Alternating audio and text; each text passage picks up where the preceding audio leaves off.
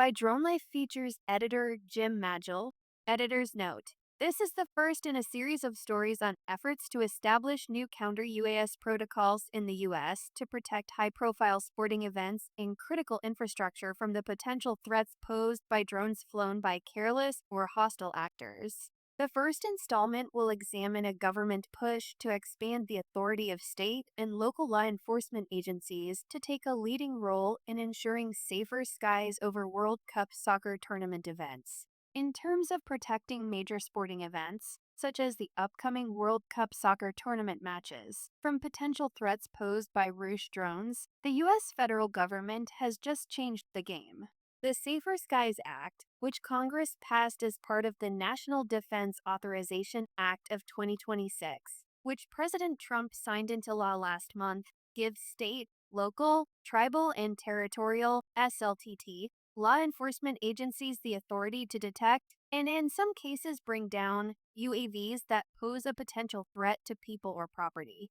U.S. Drone Defense's World Cup 2026 MX CCB WASA 4.0 via Wikimedia Commons. Federal agencies have moved quickly to use the Safer Skies Act to establish counter-UAS operations at World Cup venues and other important sites.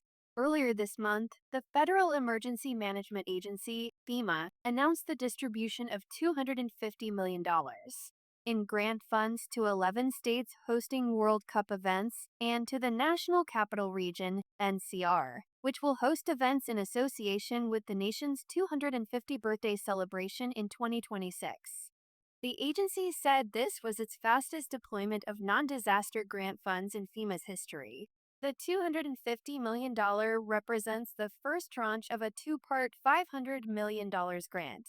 Next year, the remaining $250 million will be distributed among all U.S. states and territories with an expanded focus on building drone detection and response capacity nationwide.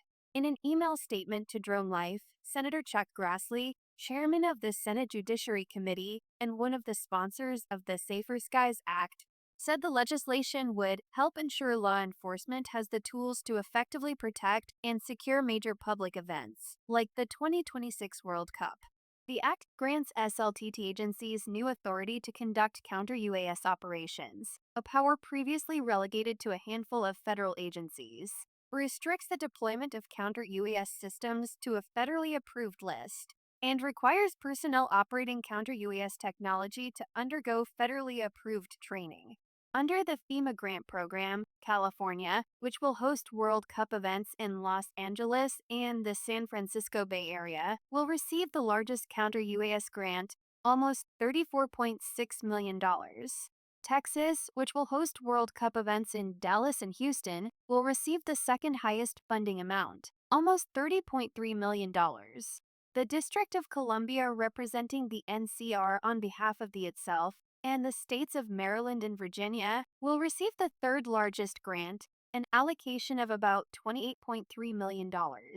Other states hosting World Cup events and the amount of grant money they will receive from FEMA include Florida, about $23.6 million, Massachusetts, about $21.9 million, New Jersey, about $21.8 million, Georgia, about $20.3 million, Washington State, about $19.5 million, New York, about $17.7 million, Missouri, about $14.2 million, Pennsylvania, $12.5 million, and Kansas, $5.3 million.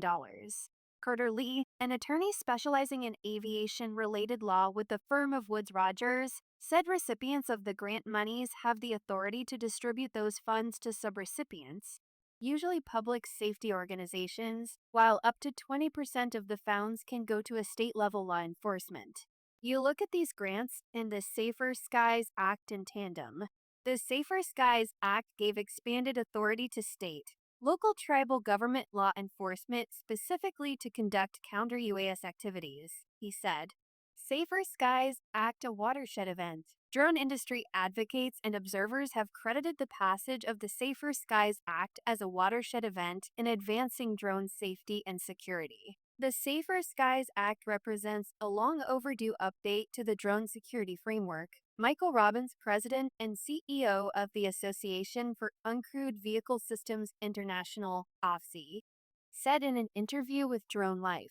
It is an important step forward in taking the policy framework and advancing it to where we need it to be for the threat environment in 2026, particularly as the U.S. prepares to host a number of World Cup matches and as we're prepared to host the Olympics in 2028. Robbins said a key piece of the legislation is the provision requiring law enforcement personnel deploying drone detection and mitigation technology to undergo rigorous training in a federal facility. To that end, the FBI last year created the National Counter-Unmanned Training Center, NCUC, in Huntsville, Alabama to train future operators of counter-UAS systems. The center recently graduated its first class of trainees. To their credit, the FBI opened up their training center of excellence in August, before this legislation even passed, he said. They have been training state, local, tribal, territorial law enforcement for the past 5 months. The FBI has been prioritizing providing counter-UAS operations training to law enforcement officers from cities hosting World Cup events, Robbins said. This early start to the training process allowed them to start building a cadre of people who can be deputized to help with UAS detection and mediation as part of this new delegation of authority. Another aspect of ramping up the scope of counter-UAS operations at all the different sites hosting World Cup events in time for the tournament's launch in June will be the approval by the federal government of acceptable counter-UAS technologies, including technologies to detect and identify drones within a certain airspace, as well as drone mitigation technologies designed to ground a suspect UAV. You've got a lot of companies that have various different types of technology solutions for detection, he said. That may be through radar, it may be through acoustic, it may be through optical. In addition, federal agencies, such as the Transportation Security Administration and FAA, will have to approve the technologies required for UAS mitigation before SLTT offers can be allowed to deploy them. These include kinetic, non-kinetic, and cyber mitigation technologies, Robbins said. He added that these types of drone mitigation systems will likely only be deployed as a last resort to take down a drone deemed to present an imminent danger to people or property. Obviously, the intent is, and I think the training emphasizes this, if you don't have to use the mitigation technology, then don't, he said. I think the idea is that the option is on the table there for law enforcement. Future installments in this series will examine how various states and cities plan to use the FEMA grant monies to install counter-UAS technology at or near World Cup sites.